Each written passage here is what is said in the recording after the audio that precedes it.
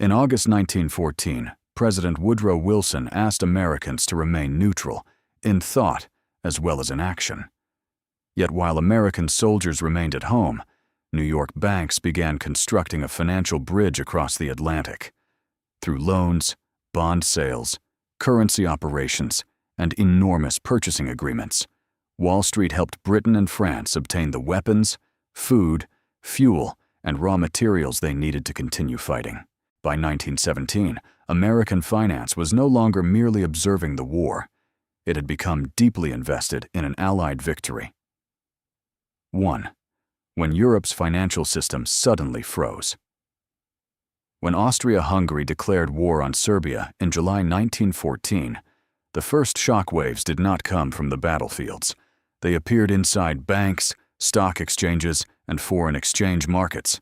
Investors rushed to obtain cash and gold. Governments prepared for enormous military expenditures, and creditors questioned whether international debts could still be paid. A financial system built on confidence and the rapid movement of capital suddenly confronted the possibility that Europe's major powers would no longer honor the ordinary rules of commerce. London stood at the center of this system. British banks financed international trade. Sterling bills circulated across continents, and merchants from Asia to Latin America relied on London to settle transactions. Yet Britain's central position also made it vulnerable. As war approached, investors sold securities, demanded payment, and attempted to move wealth into safer assets. The machinery that had supported decades of global trade began to seize up precisely because so many countries depended on it. The panic quickly crossed the Atlantic. European investors held large quantities of American securities and could sell them to obtain money for the approaching conflict. If those securities flooded the market, prices could collapse, and gold might flow out of the United States to settle foreign obligations. On July 31, 1914, the New York Stock Exchange closed its doors, beginning the longest shutdown in its history. The decision was extraordinary, but officials believed that leaving the exchange open could trigger a catastrophic liquidation. For several months, formal trading remained suspended, even as unofficial transactions continued. The closure protected American markets from the most immediate panic, but it also exposed New York's dependence on European capital.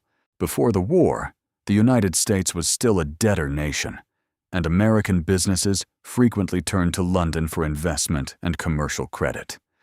New York possessed enormous industrial wealth, yet it had not replaced the British capital as the principal command center of international finance. The war began to reverse that relationship. Britain, France, Germany, and the other belligerents required vast quantities of food, fuel, metals, machinery, ammunition, and manufactured goods. European production was increasingly redirected toward military needs, while millions of workers entered the armed forces. The United States, protected by the Atlantic and equipped with an expanding industrial economy, was positioned to supply what the fighting nations could no longer produce in sufficient quantities.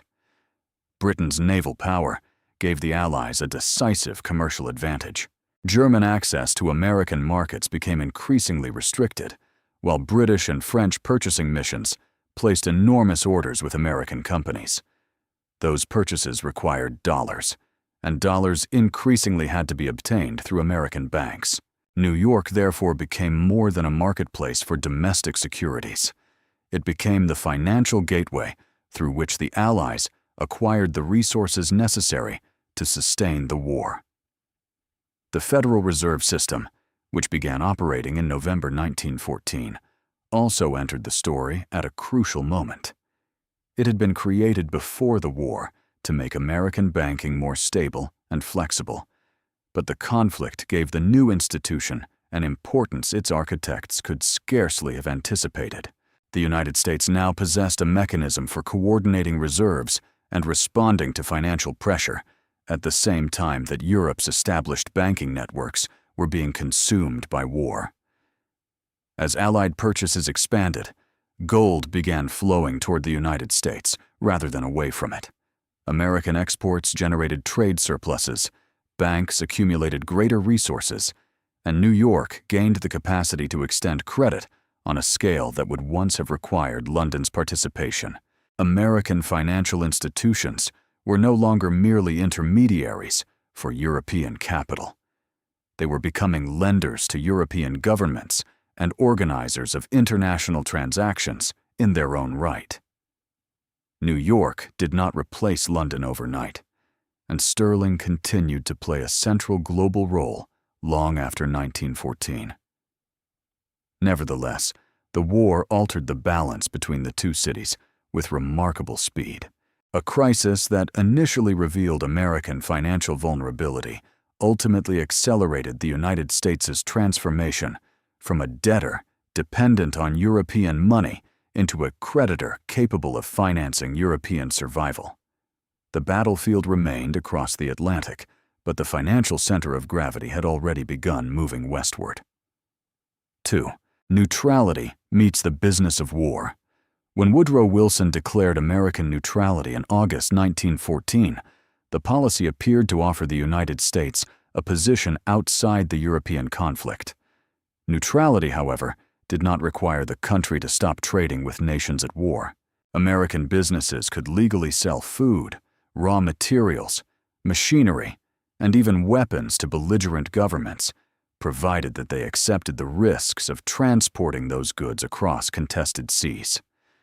In theory, this principle applied equally to the Allies and the Central Powers. In practice, geography and naval power made equality impossible. Britain controlled the principal Atlantic shipping routes, while Germany's surface fleet was largely confined by the Royal Navy. American exporters remained legally free to trade with Germany, but they had no reliable means of delivering large quantities of goods to German ports. Britain used this advantage to establish a blockade that extended far beyond the traditional practice of stopping ships sailing directly toward enemy harbors. British authorities intercepted vessels bound for neutral countries such as the Netherlands, Denmark, Norway, and Sweden whenever they suspected that their cargoes might eventually reach Germany. Neutral ports that had once served as gateways to Central Europe consequently came under intense surveillance. The British government steadily expanded its lists of contraband goods. Items such as weapons and explosives were obvious military supplies, but the restrictions eventually included food, cotton, metals, chemicals, fuel, and other products that could sustain Germany's economy. This broadened definition blurred the distinction between military cargo and ordinary civilian commerce, creating persistent disputes with Washington over neutral trading rights. American officials protested against British searches, seizures, and delays. Merchants complained that cargoes were being held for weeks and that Britain was interfering with legitimate trade between neutral nations. Yet British actions normally produced financial losses rather than American deaths, and London often compensated owners or diverted contested cases into legal proceedings. This made the blockade politically frustrating, but less explosive than Germany's submarine campaign. The commercial consequences were profound. Before the war, Germany had been one of the United States' most important trading partners, purchasing agricultural products and supplying chemicals, dyes, pharmaceuticals, machinery, and specialized manufactured goods. The blockade sharply reduced this exchange. American firms that had depended on German imports faced shortages, while exporters lost direct access to a major European market. At the same time, commerce with Britain and France expanded dramatically. Allied governments needed American grain, meat, horses, petroleum, copper, steel, vehicles, explosives, and industrial equipment. Ports, railroads, farms, mines, and factories became part of an enormous supply network directed toward the Atlantic. Neutral trade was therefore transformed into an overwhelmingly Allied trade, even though the United States had not formally chosen a side. The blockade also encouraged the growth of American industries that had previously depended on German production. Companies invested in domestic chemicals, synthetic dyes, medicines, and other strategic materials that could no longer be imported easily. What began as a wartime interruption helped strengthen the United States' industrial independence and created new sectors capable of competing with European manufacturers after the conflict. By controlling which markets American goods could reach, Britain reshaped the economic meaning of neutrality. Washington remained outside the military alliance, but American prosperity became increasingly connected to Allied purchasing power and Atlantic routes protected by the Royal Navy. The blockade did not force the United States into the war by itself, yet it helped create a commercial world in which an Allied defeat threatened American exporters, banks, and investments far more directly than a German defeat would. 3. J.P. Morgan becomes Britain's purchasing agent. By the beginning of 1915, Britain faced a logistical challenge almost as formidable as the fighting itself. Its government needed to purchase enormous quantities of rifles, ammunition, explosives, metals, food, vehicles, and machinery from thousands of American suppliers. Without central coordination, British agencies competed against one another, pushed prices upward, duplicated orders, and placed contracts with manufacturers that could not always meet their promises. To impose order on this chaotic system, the British government selected J.P. Morgan & Co. as its principal commercial purchasing agent in the United States. The Morgan Bank would help identify suppliers, negotiate contracts, inspect production, arrange payments, and coordinate transportation. France also came to rely heavily on the firm. A private banking house was therefore placed at the center of the supply network, connecting Allied governments with American industry. Morgan's appointment appeared practical. The firm possessed extensive international connections, close relations with railroads and manufacturers, and considerable experience in arranging large financial operations. It could evaluate whether a company had the factories, labor, and capital required to fulfill an order. From the Allied perspective, Morgan offered a single point of coordination in a market that had become expensive, crowded, and difficult to supervise. The arrangement also gave the bank extraordinary influence over the American wartime economy. Companies seeking Allied contracts had strong incentives to secure Morgan's approval, while railroads, shipping firms, insurers, and other banks became involved in transactions organized through the same financial network. Morgan was not simply lending money.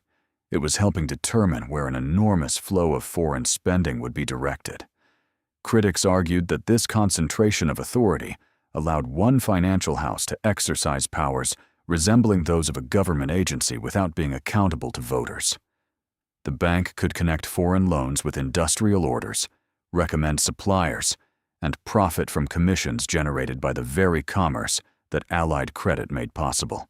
To its opponents, these overlapping roles created a dangerous conflict of interest. The controversy intensified because J.P. Morgan & Co. was openly associated with the Allied financial cause, while the United States remained officially neutral. German-American organizations, anti-war campaigners, agrarian populists, and progressive reformers warned that the bank was making neutrality increasingly fictional. They feared that once American financiers had committed billions of dollars to Britain and France, Washington would face pressure to protect those investments. Morgan's supporters rejected the claim that the firm was secretly directing American foreign policy. They argued that the bank was facilitating transactions permitted under international law and responding to legitimate demand from nations capable of reaching American markets. Britain's control of the Atlantic, rather than a conspiracy inside Wall Street, explained why Allied orders overwhelmingly exceeded those of Germany. Suspicion nevertheless survived long after the United States entered the war. During the 1930s, the Senate committee led by Gerald Nye investigated arms manufacturers and bankers who had profited during the conflict. Although the inquiry did not prove that Morgan had engineered American intervention, It reinforced the popular image of powerful merchants of death whose financial interests had drawn the country toward a European war. The deeper issue was not whether one banking house secretly controlled the nation. It was that Morgan occupied several strategic positions at once: purchasing agent, financial intermediary, advisor, and organizer of credit. Every successful contract strengthened Allied access to American production, while every new financial commitment increased the consequences of an Allied collapse. Through this system, a private bank helped bind American factories and capital markets to the survival of governments still officially described as merely foreign customers. 4. The loan that changed American neutrality. By 1915, Britain and France were purchasing American supplies faster than they could obtain the dollars needed to pay for them. Gold shipments and the sale of foreign-owned American securities provided temporary relief, but these resources were not unlimited. If Allied buying suddenly stopped, factories could lose contracts, export prices could fall, and the economic recovery stimulated by wartime demand might begin to unravel. The solution was a massive loan arranged by a banking syndicate led by J.P. Morgan & Co. After difficult negotiations, Britain and France jointly borrowed $500 million in what became known as the Anglo-French loan. At that time, it was the largest foreign loan ever offered in the American market, transforming Allied dependence on a small group of banks into an investment opportunity presented to the wider public. Morgan could not safely keep such an enormous obligation on its own balance sheet. The bonds had to be distributed among banks, investment houses, financial institutions, and individual buyers across the United States. Hundreds of participating firms joined the syndicate, allowing the financial risk to be divided and extending the sale far beyond Wall Street's most powerful offices. Banks marketed the bonds as respectable, income-producing securities backed by two of Europe's leading powers. Advertisements and sales materials emphasized the economic resources of Britain and France, their overseas assets, and their presumed ability to repay. The securities promised regular interest at a time when many American investors were searching for reliable returns. The campaign also connected the loan to familiar American economic interests. The borrowed money would largely finance purchases in the United States, supporting farms, mines, factories, railroads, and ports. Bankers could therefore argue that buying an Allied bond was not merely lending money abroad. It was helping maintain domestic employment, production, and trade. Selling the bonds was nevertheless politically difficult. Some investors feared that the Allies might lose the war or become unable to repay their debts. German-American communities and anti-war organizations opposed a transaction that appeared to favor one side. Other critics argued that allowing ordinary Americans to purchase Allied obligations would spread a financial interest in victory throughout the country. Religious and regional divisions further complicated the offering. Certain banks were reluctant to participate because their customers sympathized with Germany or distrusted European governments. The Russian Empire's treatment of its Jewish population also discouraged some potential buyers from supporting a coalition that included the Tsarist regime. Marketing the loan consequently required financial persuasion, as well as careful navigation of American political identities. Despite the opposition, the syndicate succeeded in placing the bonds with American investors. The transaction demonstrated that New York's capital market could mobilize funds on a scale once associated primarily with London. It also established a model for later Allied borrowing, in which a small number of major institutions organized loans and then distributed the resulting securities through a much broader banking network. The loan did not end American neutrality in a legal or military sense. It did, however, change what neutrality meant economically. The survival of Allied purchasing was now connected to American savings, corporate profits, employment, and financial confidence. Britain and France were no longer simply customers paying cash for American goods. They had become debtors, whose ability to repay increasingly depended on avoiding defeat.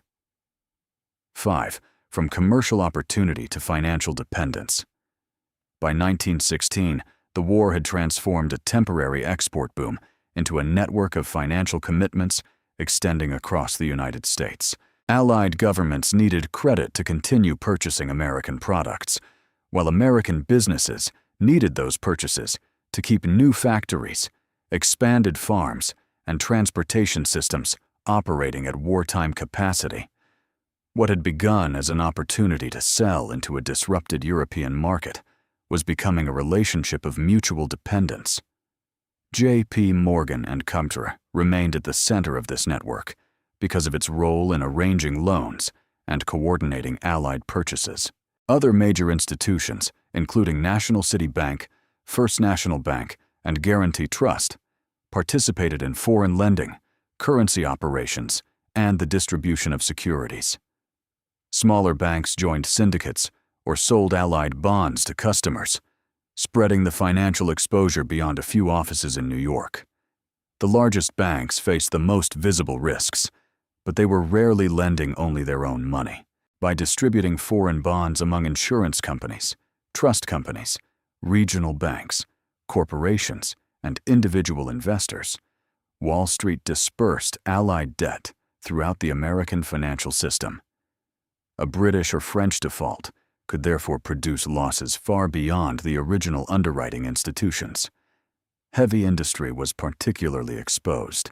Steelmakers received immense orders for rails, shells, weapons, and structural materials, while copper producers supplied a metal essential for ammunition, electrical equipment, and communications. Chemical companies expanded to replace German imports and manufacture explosives, acids, dyes, and other products required by modern warfare. Automobile and machinery manufacturers also entered markets shaped by Allied demand. Factories produced trucks, ambulances, engines, machine tools, and components for military transport. Companies enlarged facilities and hired additional workers in anticipation of continuing orders. These investments created vulnerability because production lines designed for wartime contracts could not always be redirected quickly toward civilian customers. Agriculture experienced its own version of dependence.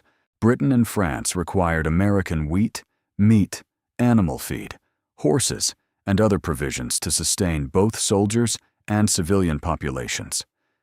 Farmers responded to rising prices by expanding cultivation and purchasing more land and equipment, often with borrowed money. Continued prosperity increasingly assumed that European demand would remain strong. Geographically, the industrial Northeast and Mid-Atlantic formed the core of the wartime economy. New York provided finance and shipping, while Pennsylvania's steel mills, mines, railroads, and manufacturing centers benefited from Allied contracts. New Jersey's chemical plants, Connecticut's arms factories, and the shipyards along the Atlantic coast became closely connected to the movement of military supplies overseas. The Great Lakes and Midwestern states were also deeply involved. Chicago processed meat and managed rail traffic. Detroit produced vehicles, and industrial cities across Ohio and Michigan manufactured machinery and metal goods. Wheat-producing regions benefited from European food demand, while copper mining districts in the West supplied strategic raw materials. Southern cotton producers gained access to Allied markets, but also suffered when the blockade disrupted older commercial connections with Central Europe. This exposure did not mean that every American industry supported intervention or that Wall Street commanded national policy. It did mean that an Allied collapse would have consequences extending from Manhattan banks to Pennsylvania mills, Midwestern farms, Western mines, and Atlantic ports. By the time the United States entered the war, Allied survival had become intertwined with employment, credit, commodity prices, and investment decisions across much of the American economy. 6. Britain's hidden financial campaign in the United States. Britain's ability to borrow in the United States depended on more than balance sheets and promises of repayment. Investors also needed to believe that the British government was stable, that the Royal Navy could keep trade routes open, and that the Allies had a realistic chance of victory. Financial confidence was therefore inseparable from the stories Americans received about the war. British officials recognized this connection early. Through institutions such as Wellington House, Britain quietly distributed books, pamphlets, speeches, photographs, and carefully selected reports to influential audiences abroad. Much of this material reached American journalists, academics, politicians, religious leaders, and publishers without always appearing to originate directly from the British government. Britain also possessed an important communications advantage. After British forces cut Germany's transatlantic cables, much of the news reaching the United States passed through channels that Britain could monitor or influence. British censorship restricted sensitive military information, while reports favorable to the Allied cause generally traveled more easily than German explanations of the conflict. This did not give London complete control over American opinion.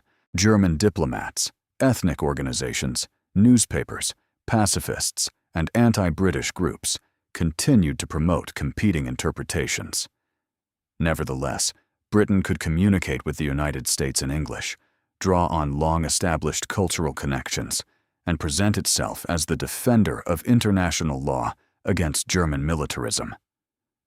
Public sympathy mattered directly to bankers attempting to sell Allied securities. A bond might offer an attractive interest rate, but its value ultimately depended on the borrower's survival and willingness to repay. News of British naval strength, French endurance, or Allied military cooperation could strengthen confidence, while reports of defeat, political division, or financial exhaustion could discourage buyers. Moral arguments also reduced the distance between investment and political support. When Americans came to view the Allied cause as compatible with democracy, civilization, or the protection of smaller nations, purchasing an Allied bond could appear more acceptable. The investor was still seeking profit, but the transaction could also be presented as indirectly assisting governments believed to deserve American sympathy. Reports of German actions played a central role in this process. The invasion of neutral Belgium, accounts of atrocities, submarine attacks, and the destruction associated with occupation damaged Germany's reputation in the United States. Some stories were well documented, while others were exaggerated or presented without adequate verification. Together, they created an emotional environment favorable to British diplomatic and financial objectives. Financial confidence and public sympathy reinforced one another. Successful bond offerings suggested that influential Americans trusted the Allies, while continued access to credit allowed Britain and France to purchase more American goods and demonstrate their capacity to continue fighting.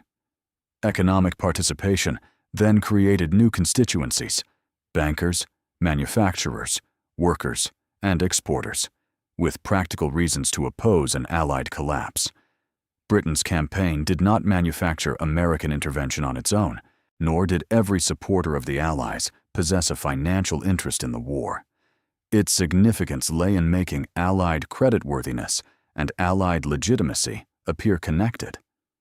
By the time unrestricted submarine warfare pushed the United States toward direct involvement, much of the country's financial system had already learned to interpret British survival as both a moral preference and an economic necessity.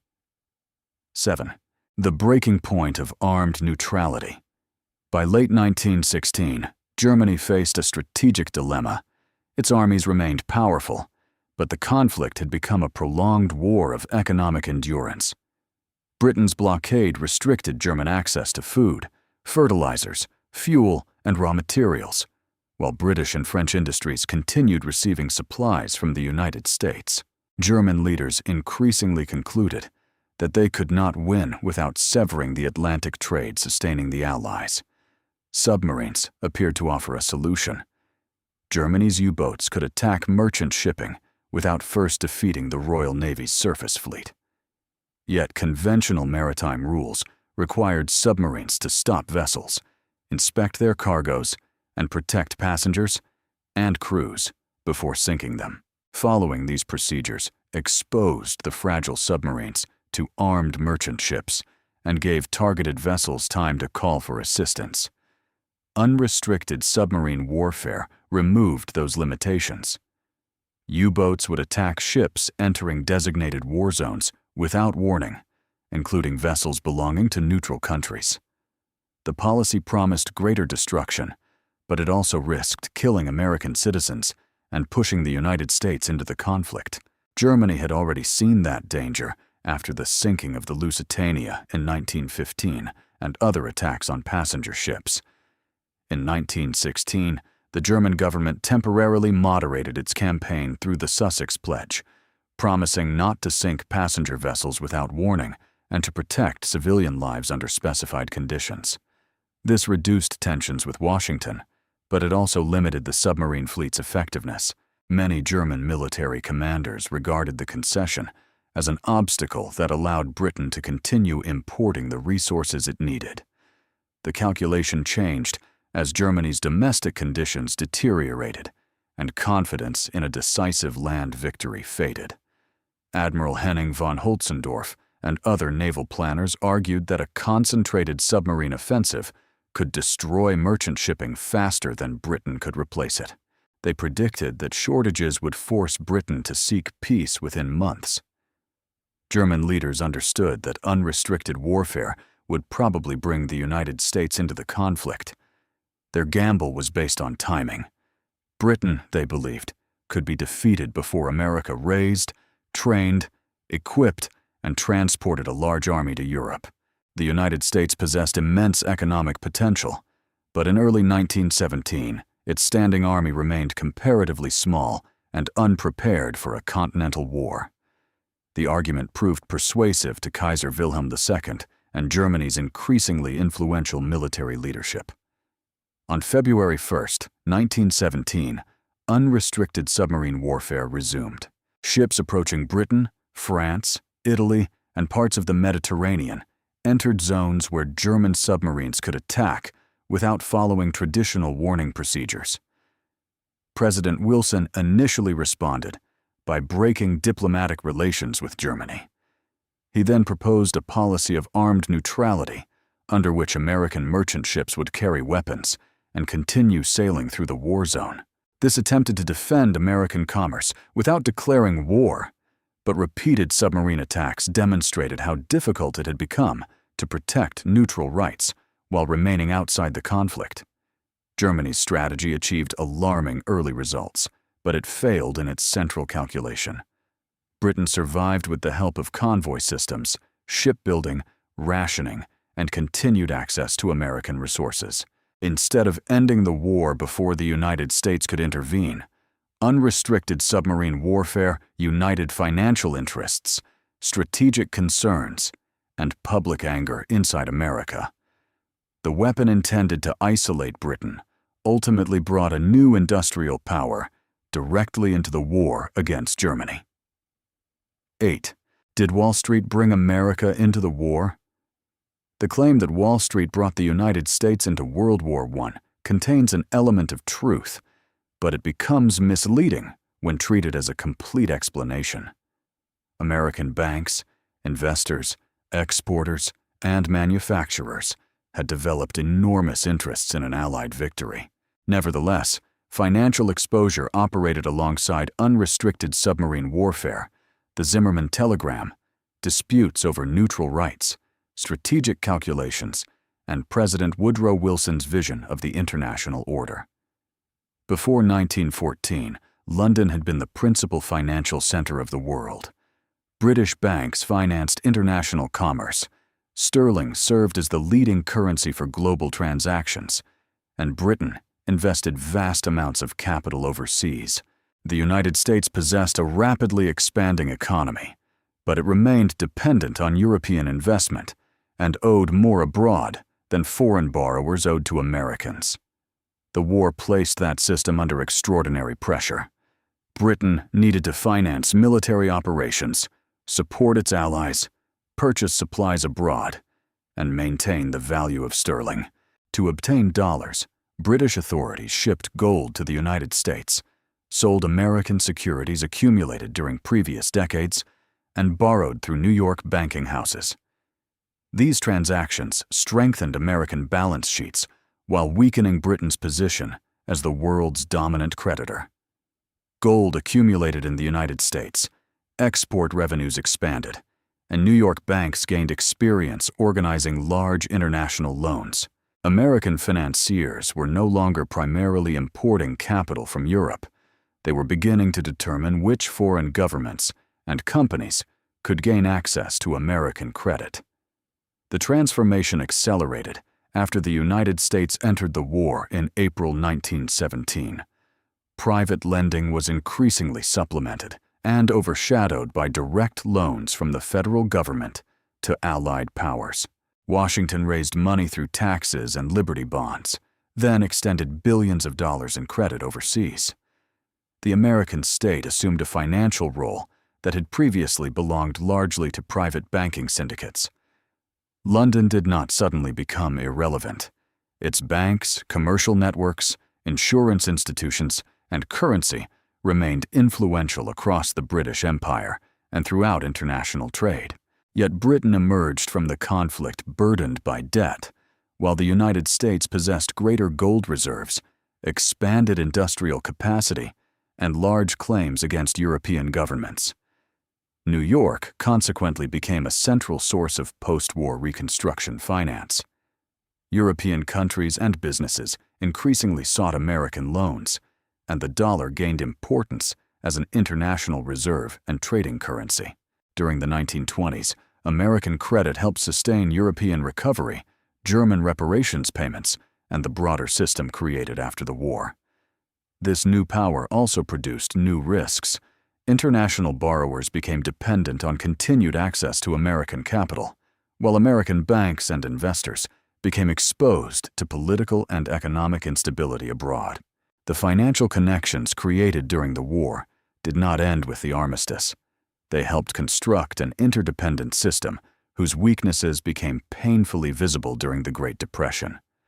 Wall Street did not single-handedly choose war for the United States, but it helped create the economic conditions in which an Allied defeat appeared increasingly dangerous. More importantly, wartime lending permanently altered the distribution of global financial power.